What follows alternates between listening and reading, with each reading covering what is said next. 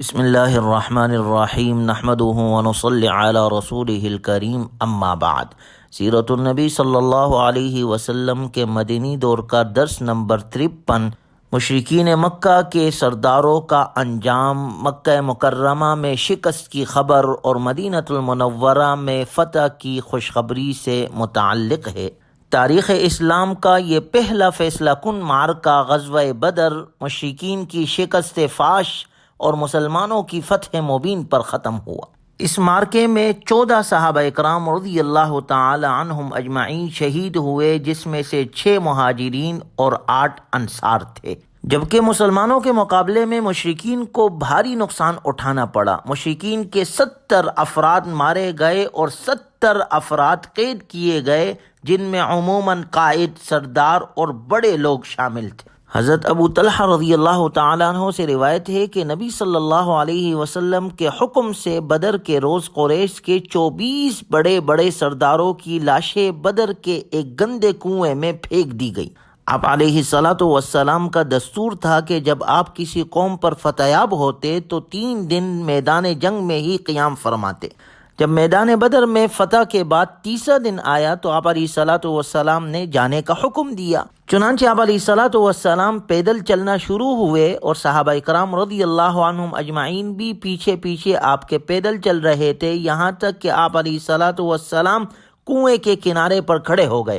پھر آپ علیہ السلام نے سرداران قریش کو ان کا نام اور ان کے باپ کا نام لے کر پکارنا شروع کیا، اے فلاں ابن فلاں اور اے فلاں ابن فلاں۔ صلی اللہ علیہ وسلم نے فرمایا، ایسرکم انکم اطعتم اللہ ورسولہ، کیا تمہیں یہ بات اچھی لگتی ہے کہ تم نے اللہ اور اس کے رسول کی اطاعت کی ہوتی؟ فإنا قد وجدنا ما وعدنا ربنا حقا فهل وجدتم ما وعد ربكم حقا، کیونکہ ہم سے ہمارے رب نے جو وعدہ فرمایا تھا اسے ہم نے برحق پایا، پس تم سے تمہارے رب نے جو وعدہ کیا تھا کیا تم نے اسے برحق پایا؟ اس موقع پر حضرت عمر رضی اللہ عنہ نے جب دیکھا کہ رسول اللہ صلی اللہ علیہ وسلم مردہ لاشوں سے خطاب فرما رہے ہیں تو انہوں نے بڑے تعجب کا اظہار کیا اور پوچھا، اللہ کے رسول، آپ ان جسموں سے خطاب فرما رہے ہیں جن میں روح ہی نہیں؟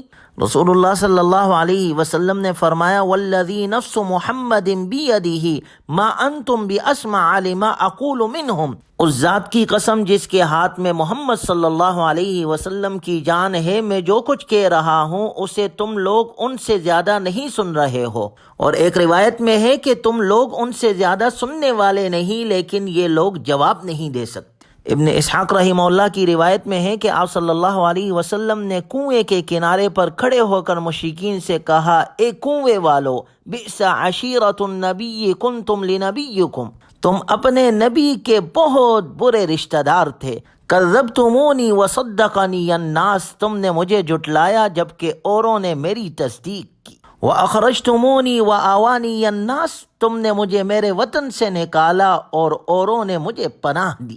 وَقَاتَلْتُمُونِي وَنَصَرَنِيَ النَّاسِ، تم نے میرے ساتھ جنگ کی، اوروں نے میری مدد کی۔ پھر آپ علیہ السلام نے فرمایا، هل وجدتم ما وعد ربكم حقا، تم سے تمہارے رب نے جو وعدہ کیا تھا کیا تم نے اسے برحق پایا؟ چنانچہ مشرکین نے بدر کے اندر شکست کھانے کے بعد تتر بتر ہو گئے اور گھبراہٹ کے عالم میں انہوں نے مکے کا رخ کیا۔ شرم اور ندامت کے سبب ان کی سمجھ نہیں آ رہا تھا کہ کس طرح مکہ مکرمہ میں داخل ہو۔ ابن اسحاق کہتے ہیں کہ سب سے پہلے جو شخص قریش کی شکست کی خبر لے کے مکہ مکرمہ میں داخل ہوا وہ حیثمان بن عبداللہ خزاعی تھا۔ جب لوگوں نے اس سے دریافت کیا کہ پیچھے کی کیا خبر ہے تو اس نے عتبہ، شیبہ، ابو جہل، امیہ بن خلف اور مزید کچھ سرداروں کا نام لیتے ہوئے بتایا کہ یہ سب سردار قتل کر دیے گئے ہیں۔ جب اس نے مقتولین کی فہرست میں قریش کے سرداروں کے نام گنوانا شروع کیے تو صفوان بن امیہ جو حتیم میں بیٹھا تھا اس نے کہا، اللہ کی قسم اگر یہ ہوش میں ہے تو اس سے میرے متعلق پوچھو۔ لوگوں نے دریافت کیا، صفوان بن امیہ کا کیا بنا؟ اس نے بتایا، ادھر دیکھو وہ تو حتیم میں بیٹھا ہے اور بخدا اس کے باپ اور بھائی علی بن امیہ کو قتل ہوتے ہوئے میں نے خود دیکھا ہے۔ یہ باتیں چل ہی رہی تھی کہ اتنے میں ابو سفیان بن حارث بن عبد مطلب مکے میں داخل ہوا۔ ابو لہب بھی اس جگہ پر بیٹھا ہوا تھا۔ اس نے کہا بھتیجے تم کیا خبر لائے ہو؟ اس نے کہا اللہ کی قسم جب ہم آپس میں ایک دوسرے کے مد مقابل ہوئے تو ہم نے اپنے کندھے ان کے حوالے کر دیے، وہ ہمیں جیسے چاہتے تھے قتل کرتے تھے اور جیسے چاہتے تھے قیدی بنا لیتے تھے۔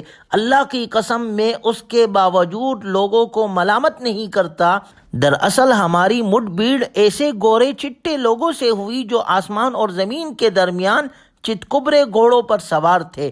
اللہ کی قسم نہ وہ کسی چیز کو چھوڑتے تھے نہ کوئی چیز ان کے مقابل ٹھہرتی تھی۔ حضرت ابو رافع رضی اللہ تعالیٰ عنہ فرماتے ہیں کہ میں نے یہ گفتگو سنی تو میں نے فوراً کہا اللہ کی قسم وہ فرشتے تھے۔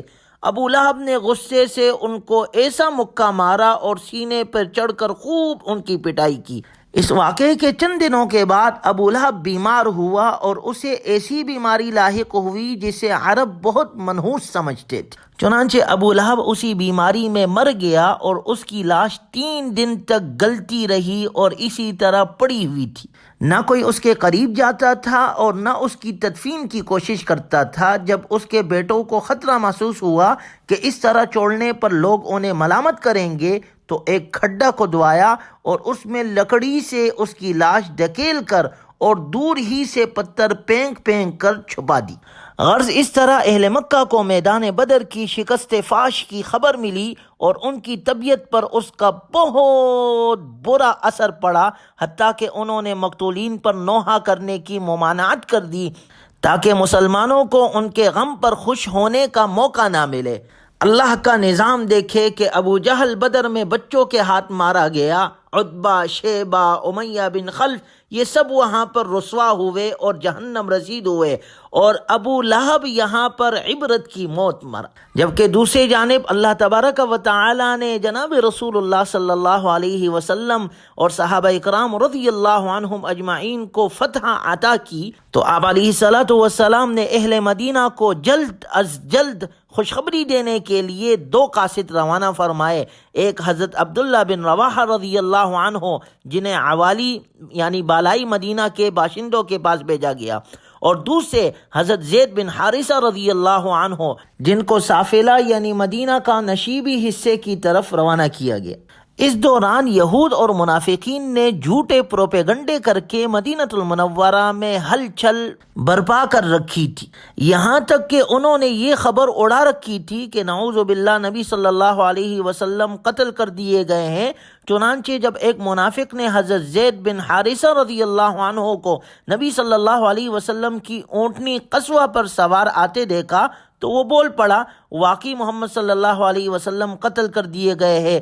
کہنے لگا دیکھو یہ انہی کی تو اونٹنی ہے، ہم اسے پہچانتے ہیں اور یہ زید بن حارثہ ہے، شکست کھا کر بھاگ آیا ہے۔ حضرت اسامہ رضی اللہ تعالیٰ عنہ فرماتے ہیں میں نے تنہائی میں اپنے والد حضرت زید سے پوچھا کہ ابا جان آپ جو بیان کر رہے ہیں سچ ہے؟ انہوں نے اللہ کی قسم کھا کر یقین دلایا۔ کہتے ہیں میں نے اس منافق کو پکڑا اور کہا تو جھوٹی بات پھیلا رہا ہے، رسول اللہ صلی اللہ علیہ وسلم کے لوٹنے کے بعد تجھے پیش کیا جائے گا۔